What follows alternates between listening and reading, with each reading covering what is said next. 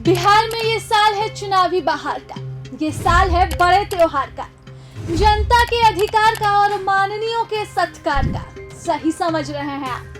बिहार के लिए वर्ष 2025 है चुनावी साल, जहां कभी भी बिहार विधानसभा की तारीखों का ऐलान हो सकता है और अक्टूबर नवंबर में चुनाव का शंखनाद हो सकता है। ये वक्त है जब जनता बताएगी बिहार में काबा और केकर राजबा। लेकिन उससे पहले हम आपको लेकर चलते हैं चुनावी सफरनामे पर, जहां हम आपको बताएंगे हर वीवीआईपी सीट का चुनावी समीकरण। और शुरुआत करते हैं सबसे पहले बिहार के सबसे हॉट और वीवीआईपी सीट से, जिसने अब तक 2 सीएम और 1 डिप्टी सीएम दिया है। अगर आप बिहार को अच्छे से जान रहे हैं तो आप समझ चुके हैं हम बात कर रहे हैं राघोपुर विधानसभा सीट की, जो लालू परिवार का गढ़ भी माना जाता है। 1995 से पहले राघोपुर बिहार के राजनीतिक नक्शे पर एक अपेक्षाकृत अनजान क्षेत्र था। हालांकि यह विधानसभा क्षेत्र 1951 से ही अस्तित्व में था, लेकिन सही मायने में सीट तब वीवीआईपी बनी जब से लालू प्रसाद यादव ने यहां से चुनाव लड़ना तय किया।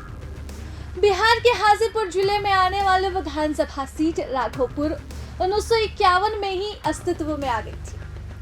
2020 विधानसभा चुनाव के आंकड़े के मुताबिक क्षेत्र में लगभग 3,37,000 आबादी है, जिसमें पुरुष मतदाताओं की संख्या 1,83,000 है और महिला वोटर्स की संख्या 1,54,000 है।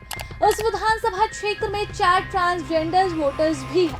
90 के दशक में लालू परिवार का गढ़ माने जाने वाले इस सीट पर करीब 30% यादव वोटर्स हैं। भूमियार और पासवान वोटर्स की भी संख्या यहाँ अच्छी खासी है।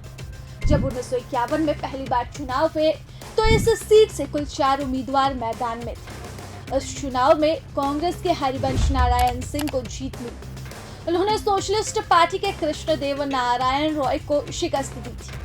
1957 के विधानसभा चुनाव में भी एक बार फिर कांग्रेस के हरिवंश नारायण ने निर्दलीय उम्मीदवार हरदेव प्रसाद सिन्हा को हराकर जीत दर्ज की। इस बार उनकी जीत का अंतर बढ़ा और 2000 कुछ वोटों के जीत के अंतर से यह जीत सीधे 8,269 वोटों की हो गई। 1962 में फिर से बिहार में चुनाव हुए और इस बार कांग्रेस को सीट पर हार का सामना करना पड़ा। सोशलिस्ट पार्टी के देवेंद्र सिन्हा ने यहां से जीत दर्ज की। लेकिन जब 1974 के विधानसभा चुनाव में राघोपुर सीट पर एक बार फिर से हरिवंश नारायण सिंह ने जीत दर्ज की।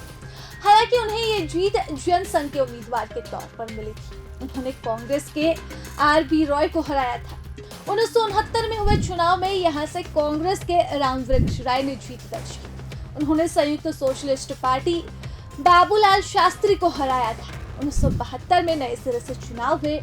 इस चुनाव में राघोपुर सीट से संयुक्त सोशलिस्ट पार्टी के बाबूलाल शास्त्री ने जीत दर्ज की। बाबूलाल शास्त्री ने भारतीय जनसंघ के हरिवंश नारायण सिंह को शिकस्त दी थी। ये दौर चलता रहा, लेकिन तब तक चर्चित नहीं हुआ जब तक कि लालू प्रसाद यादव ने इस सीट से अपनी किस्मत नहीं आजमाई थी। हम बात कर रहे हैं 1990 के दौर की, जब बिहार में सरकार थी जनता दल की और मुख्यमंत्री थे खुद लालू प्रसाद यादव। तब तक लगभग 5 सालों में कई मुख्यमंत्रियों के बनने का दौर भी खत्म हो गया था। लेकिन तब से 5 साल बाद फिर चुनाव आया और तब चर्चा में आया राघोपुर सीट। तत्कालीन मुख्यमंत्री लालू प्रसाद यादव एक नहीं 2 विधानसभा सीटों से चुनाव में मैदान में उतरे थे। इसमें थी पटना जिले की दानापुर विधानसभा सीट और दूसरी थी राघोपुर विधानसभा सीट। दोनों ही सीटों पर उन्होंने जीत दर्ज की। बाद में उन्होंने राघोपुर सीट अपने पास रखी और यहां से जीत कर ही लालू प्रसाद यादव एक बार फिर बिहार के मुख्यमंत्री बने। इस बार लालू प्रसाद यादव अपना दूसरा कार्यकाल पूरा नहीं कर सके। 1997 में चारा घोटाले में फंसने के कारण लालू प्रसाद यादव को बिहार के मुख्यमंत्री के पद से इस्तीफा देना पड़ा। पार्टी भी टूट गई। लालू ने राष्ट्रीय जनता दल बनाया और उन्होंने अपनी पत्नी राबड़ी देवी को बिहार का मुख्यमंत्री बना दिया। लेकिन दोबारा चुनाव होते ही 2000 में एक बार फिर से राघोपुर सीट से लालू प्रसाद यादव जीत कर आते हैं। राबड़ी एक बार फिर राज्य की मुख्यमंत्री बनी। चुनाव जीतने के बाद लालू ने पत्नी राबड़ी के लिए यह सीट खाली कर दी।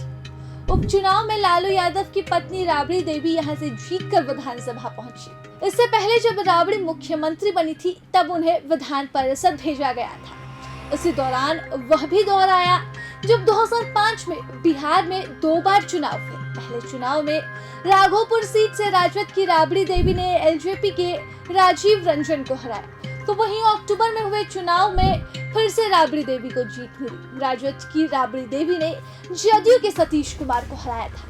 हालांकि इस चुनाव में राजद को हार का सामना करना पड़ा और राबड़ी देवी सत्ता से बाहर हो गई। सतीश ने राबड़ी देवी को 13,006 वोटों से शिकस्त दी थी। सतीश कुमार को कुल 64,222 वोट मिले, जबकि राबड़ी देवी को 51,216 वोटों से ही संतोष करना पड़ा। लेकिन एक हार लालू परिवार का विश्वास राघोपुर सीट से नहीं तोड़ पाई। वर्ष 2015 में जब तेजस्वी यादव ने राजनीति में एंट्री की तो इसी सीट से जीत हासिल की। तेजस्वी को 91,236 वोट मिले और प्रतिद्वंदी बीजेपी के सतीश कुमार को 68,503 वोट मिले थे। पहली ही जीत हासिल कर तेजस्वी सरकार 2015 से 17 तक में उप मुख्यमंत्री रहे, तो वहीं 2020 में भी तेजस्वी ने इसी सीट से जीत दर्ज की। इस चुनाव में तेजस्वी यादव ने 37,000 वोटों के अंतर से अपने प्रतिद्वंदी को हराया था।